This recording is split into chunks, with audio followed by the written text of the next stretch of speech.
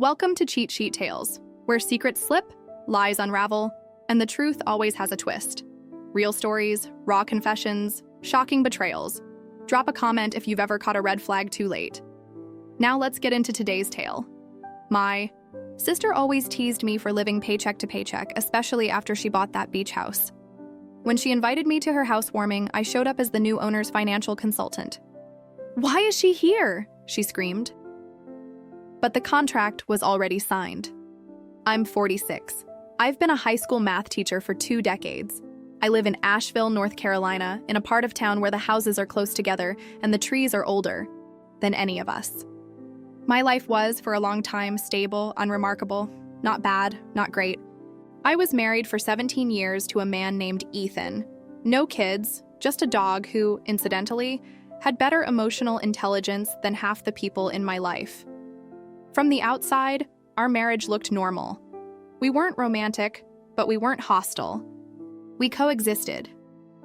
Ethan worked as a regional sales rep for a furniture distributor, so he traveled a lot. I kept the house together, paid the bills, cooked the meals. I used to joke that we were 2 branches on the same tree, but we grew in opposite directions. The real story starts with his mother, Grace. If you've ever met someone who gives you a smile that feels like a slap in the face, that's Grace. From the very first time I met her, I felt like I was on trial. When Ethan and I were still dating, she asked me straight-faced if my teaching salary could support her son's expectations. I laughed, thinking it was a joke. It wasn't. Grace was a widow, very involved in her church, and even more involved in her son's life. I once heard her refer to Ethan as her greatest blessing and oldest companion. I wasn't the jealous type, but I'd be lying if I said their relationship didn't feel unhealthy. Then there was my sister Lena. Younger than me by 4 years, blonde, ambitious, and exhausting. Lena went into finance straight out of college, then married a man named Jared who looked like a younger version of Jeff Bezos with worse taste in shirts. They lived in Manhattan, and then once COVID-hidden work went remote, they moved into a beachfront house in Charleston. It was plastered all over her Instagram with hashtags like "We're Coastal Queen" and "Mortgage-Free Monday." Fall in love to tease me about my life choices. "I swear you've had that Honda since college," she once said at Thanksgiving. "Do teachers get lifetime warranty plans, or just eternal optimism?" Ethan laughed a little too hard. I laughed too, but inside, I died a little. She always had a way of making me feel like I was falling behind, but I kept going. I paid my bills. I showed up to work. I packed Ethan's lunches, and I folded his socks in perfect little rolls. And I stayed quiet. I always stayed quiet. Then came the Gatlinburg trip. Grace organized it as a family healing retreat after the pandemic, a cabin in the Smoky Mountains. I didn't want to go. Something in me knew this wasn't going to be relaxing. But Ethan begged, so I took time off, packed a bag, and joined them in Tennessee. The first red flag: Grace had matching shirts made for everyone. Mine said in-law and still an outlaw. It was 2 sizes too big. Everyone laughed. I smiled, but my chest burned the whole time. Later that evening, she called everyone into the living room to show off a slideshow she'd made. Her digital family legacy album, as she called it. She'd printed copies for everyone to take home. The photos were lovely, candid shots of everyone.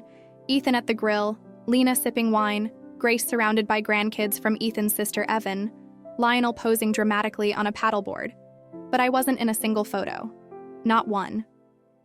I'd uploaded some to the shared drive the night before. Our wedding photo, a picture of me and Ethan on a hike, me making pancakes on Christmas morning, all gone. "Grace," I asked as calmly as I could, "what happened to the photos I added?" She waved her hand. "Oh, sweetheart, those were just duplicates. I wanted to keep it clean." No one said a word. Ethan didn't even look at me. I walked out of the cabin, sat on the porch, and stared at the fog until my hands stopped shaking. That was the beginning of the end. When we got back home, I suggested couples therapy. Ethan agreed, but he never took it seriously. Every session ended with him defending his mother, claiming I was sensitive and too reactive. A month later, I found messages from a woman named Maya on his phone. "Maya, you're still letting her live. There? Just say the word." I took a screenshot, emailed it to myself, and made a quiet plan. 3 weeks later, I filed for divorce. Ethan cried, tried to gaslight me into believing it was just texting, said he was confused. I was not. I moved out of our home and into a 2-bedroom rental with nothing but a mattress and a folding table. I left the dog with him. I couldn't bear to see her sad every time I left for work. But the worst part, during the financial disclosures, I discovered he drained our joint account. Said he used some of it to help Mom with her roof and the rest to handle expenses during his personal crisis. In reality, he'd taken Maya on a trip to Cancun and put a deposit down on a hot tub. I started over with $4,000 to my name, a used couch, and 2 folding chairs from Craigslist. Lena called me then, offering advice. Well, maybe now you can finally figure out what you want instead of what you settled for, she said between sips of something expensive. I didn't respond. What she didn't know was that I'd already begun tutoring in the evenings. First it was local students, then their parents, then friends of friends. Soon I was helping people budget, file taxes, clean up their credit. Word of mouth spread, and a local investor named Ivy hired me full-time to manage her finances. The irony, I was making more money consulting part-time than I ever did teaching full-time. I eventually quit the school and went all in. Opened my own LLC, started a retirement fund, paid off every cent of debt I had. Then Ivy came to me with a new property. Deal in Charleston, a foreclosure, quiet listing, beachfront. It was Lena's house. I didn't believe it at first. I double-checked the address, the owner's name, everything. But there it was, plain as day in the documents. Lena R. Mercer, defaulted mortgage, lien notices filed, final notice served 3 months prior. Her golden empire had cracks. I didn't. Ask Ivy how she got the lead, and she didn't ask why I was staring at the screen like I'd seen a ghost. She just said, "You think it's a good buy?" I nodded slowly. "Yeah, it's underpriced." She must have needed to liquidate quickly. Ivy smirked. I love desperation.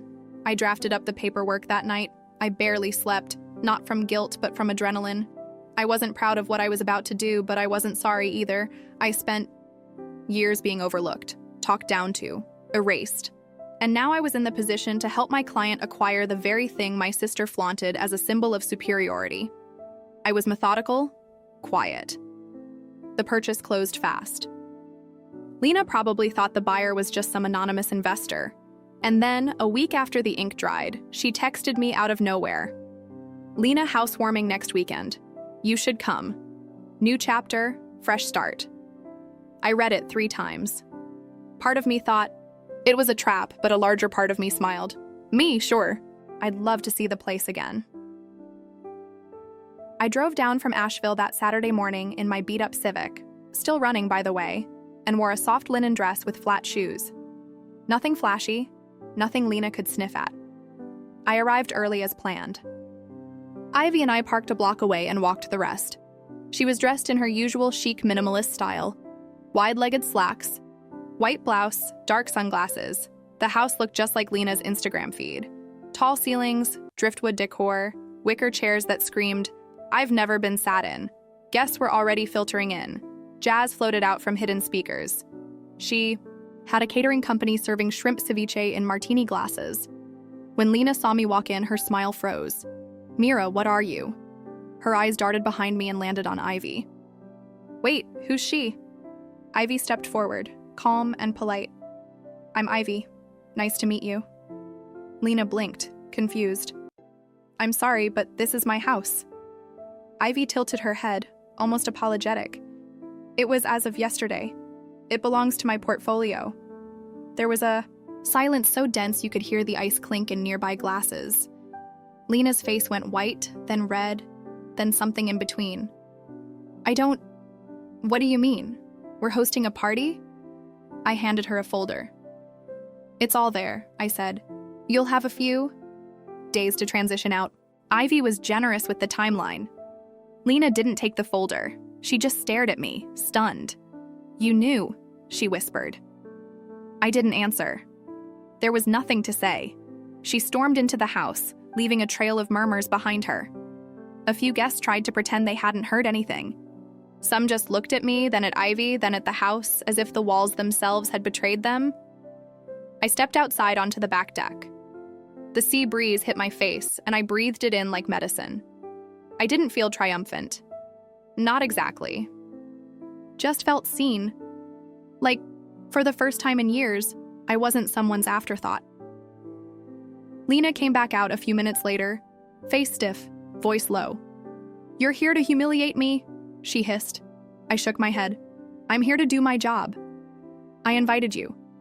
"To try and reconnect," she spat. "No," I said, and this part came out without me planning it. "You invited me to remind yourself that you were still on top." She flinched, just barely. Then she turned and walked inside again. We didn't stay long. Ivy didn't care for awkward social scenes, and I didn't need to witness Lena unraveling any further. On the drive back to Asheville, I watched the sun dip below the horizon in the side mirror. Ivy talked about renovating the kitchen, adding a sauna, maybe turning the guest house into an Airbnb. I just nodded, half listening, my thoughts miles away. It wasn't until the next morning, sitting on my front porch with coffee in hand, that it really hit me. Not the pettiness, not revenge, the shift. For the first time in my life, I wasn't at the mercy of someone else's validation. I wasn't begging to be seen. I wasn't tolerating crumbs of attention.